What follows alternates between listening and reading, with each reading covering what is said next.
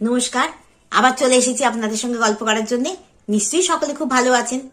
তা আগের দিন তো বিরিয়ানি গল্প করলাম, কেমন লাগলো আপনাদের অবশ্যই জানাবেন, আমার খুব ভালো লাগবে। তা আজ যে গল্পটা করব সেটাও কিন্তু খাবারেরই গল্প, তবে এই খাবারটি কিন্তু ভারতীয় নয়, এটা বিদেশি খাবার। কিন্তু এই খাবারটি আমরা আমাদের রান্নাঘরে দৈনন্দিন জীবনে এমনভাবে আপন করে নিয়েছি যে ভুলেই গেছি এটা বিদেশি খাবার, মনে হচ্ছে আমাদেরই খাবার। এই খাবারটা আমরা যেমন ব্রেকফাস্টে খাই, স্ন্যাক্স হিসাবে খাই, কেউ কেউ ডিনারে খাই, এমনকি বাচ্চারা যখন স্কুলে যায় তাদের টিফিন বক্সেও এই খাবারটা আমরা দিয়ে দিই। লাঞ্চ হিসাবেও আমরা অফিসে এইটা প্যাক করে নিয়ে যাই। এমনকি পিকনিক বা পার্টিতেও কিন্তু আমরা এই খাবারটা বানাই। এই খাবারটা খাওয়ার জন্য আপনাকে অনেক সময় মানে ব্যবহারও করতে হবে, অনেকটা সময় দিতেও হবে না, বা কোথাও বসে খেতে হবে তাও না, আপনি হাতে নিয়েও খেয়ে নিতে পারবেন।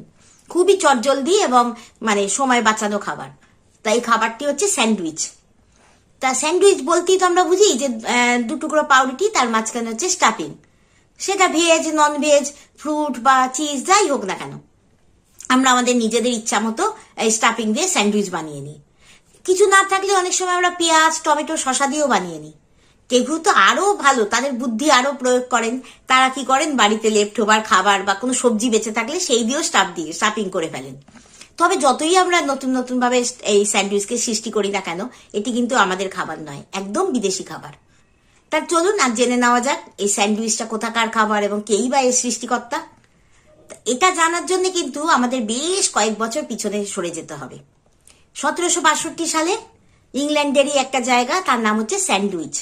সেখানকার যিনি আর্ল ছিলেন, চতুর্থ আর্ল, তার নাম ছিল জন মন্টেগু। তিনি প্রচন্ড তাস খেলার মত্ত ছিলেন, তাস খেলা নেশা ছিল তার। তখনকার দিনে ধনীদের তো কারুর না কারুর কিছু না কিছু নেশা থাকতো, তার ছিল তাস খেলার নেশা। এবং সেটা তখনকার দিনে জুয়া হিসাবেই তাস খেলা হতো। তার এতটাই নেশা ছিল তাস খেলার বন্ধু বান্ধবদের নিয়ে যে তার বাহ্যজ্ঞান মানে লোপ পেয়ে যেত একদম। মানে তার খাওয়া কখন কখন ঘুমানো সে সব কিচ্ছু মনে থাকতো না, সারাক্ষণ তিনি বন্ধু বান্ধবদের নিয়ে তাস খেলতেন। কিন্তু পেট তো মানবে না, পেটে তো খেতেই হবে, খিদে তো পাবেই, এবং না খেলে তো আর বেঁচে থাকা যাবে না। খাওয়াটা যেহেতু দরকার সেহেতু তাকে খেতেও হবে। আমরা যেমন ধরুন যার যা খাবার টেবিলে, লাঞ্চ ডিনার এসব আমরা টেবিলে বা যা যেখানেই হোক বসে থালাবাটি সাজিয়ে খাই, তেমন ইংরেজদের মধ্যেও তো টেবিল ম্যানার্সটা খুব প্রসিদ্ধ, এবং তাদের যে এটিকেট সেটা খুবই একটা মানে ভালো একটা এটিকেট, এবং তার থেকে আমরা অনেক কিছু শিখতে পারি। এই যে টেবিল ম্যানার্স, তারা টেবিলে বসে কাঁটা চামচ নিয়ে প্লেট সাজিয়ে বসে খান, বিয়ে ব্রেকফাস্ট হোক, লাঞ্চ হোক, ডিনার হোক।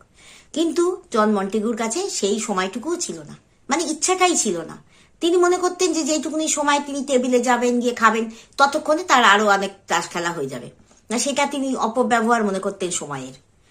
কিন্তু যেহেতু তাকে খেতেই হবে, তাই তিনি কি করলেন, একদিন তার যে কুক ছিল মানে রাঁধুনি, তাকে ডেকে বললেন যে তুমি এমন একটা খাবার বানাও যেটা খাবার জন্য আমাকে টেবিলে যেতে হবে না, আমি এখানে বসেই মানে খেলতে খেলতেই খেয়ে নিতে পারবো। এবার কুক তো বললেন মহা চিন্তায় যে কি খাবার বানানো যায়। তা অনেক চিন্তা করে তিনি একটা খাবার বানালেন।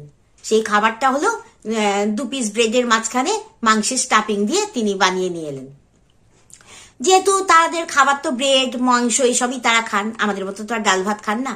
তা সেই খাবারটা দেখে জন মন্টেগু তো প্রচন্ড আনন্দিত হলেন যে বাহ, এ তো নতুনত্ব খাবার, আর এই খাবার তো যে কোনো একটা ন্যাপকিন দিয়ে ধরে বসেই খেয়ে নেওয়া যাবে এক হাতে। তার জন্য আপনাকে প্লেট বা কাঁটা চামচ ব্যবহার করতে হবে না, বা মনোযোগও দিতে হবে না প্লেটের দিকে যে ছুরি দিয়ে কাটছি, কেটে খাচ্ছি, কোথায় খাবারটা রয়েছে তাও দেখার দরকার নেই। জাস্ট এক হাতে ধরলেন, খেলেন। এবার তাস খেলারও কোনো বিঘ্ন হলো না, আবার খাওয়াও হলো। তা এই যে খাবারটি এতটাই প্রচলিত হলো, মানে এতটাই সেটা জনপ্রিয় হলো যে সারা পৃথিবীব্যাপী প্রচলন হয়ে গেল এই স্যান্ডউইচের, এবং প্রত্যেকটা দেশ নিজের নিজের মতো করে সেই স্যান্ডউইচটা বানাতে শুরু করলেন, যেমন আমরা ভারতীয়রা বানাচ্ছি তেমন। তা যেহেতু স্যান্ডউইচ এই খাবারটি হলো, তাই এই খাবারটার নাম রাখা হলো স্যান্ডউইচ।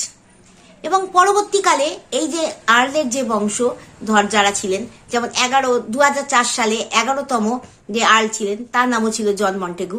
তিনি ঠিক করলেন যে না, তাদের যে এই নিজস্ব খাবার, এটা যে তাদের নিজস্ব ঘরানার বা একমাত্র মানে একদম পারিবারিক যে খাবার রেসিপি, সেটাকে হারিয়ে যেতে দেবেন না। এইটাকে তারা নিজস্বতা দেবেন, যাতে সারা পৃথিবী জানতে পারে যে যে এই যে স্যান্ডউইচ, এটা একমাত্র এই আর্লের মানে স্যান্ডউইচের যে আর্ল, তাদের পরিবার থেকেই সৃষ্টি হয়েছিল, এখান থেকেই প্রতিষ্ঠিত হয়েছিল। তা তিনি কি করলেন, এই জন মন্টেগু 11তম আর্ল, তিনি করলেন কি, যে প্ল্যানেট অফ যে হলিউড তার প্রতিষ্ঠাতা রবার্ট আর্ল, তার সঙ্গে অংশীদারিত্ব নিয়ে একটি রেস্তোরাঁ প্রতিষ্ঠা করলেন। এই রেস্তোরাঁর নাম দিলেন আর্ল অফ স্যান্ডউইচ, এবং সেটি প্রচন্ড জনপ্রিয় একটি রেস্তোরাঁয় পরিণত হলো। এবং এই রেস্তোরাঁর ভিতর মানে যে বিশেষত্ব সেটি হলো কি, যে আমরা যেমন কোথাও গিয়ে অর্ডার দিই, খাবার চলে আসে, এখানে তা না। এখানে খাবার অর্ডার দেওয়ার পরেই কিন্তু যে ব্রেকটাও দেওয়া হয় স্যান্ডউইচের, সেটাও কিন্তু তখনই বেক করা হয়, এবং তার ভেতরে যে স্টাফিং দেওয়া হয়, মানে স্যান্ডউইচের মাঝখানে যা থাকে, সেটা কিন্তু একদম তাদের যে নিজস্ব রেসিপি, মানে বছরের পর বছর যে এই চতুর্থ আর্লের সময় থেকে, যে এই 1762 সাল থেকে যে চলে আসছে, সে একদম সেই অথেন্টিক রেসিপি ফলো করেই বানানো হয়। তা শুনলেন স্যান্ডউইচের গল্প, কেমন লাগলো অবশ্যই আমাকে জানাবেন।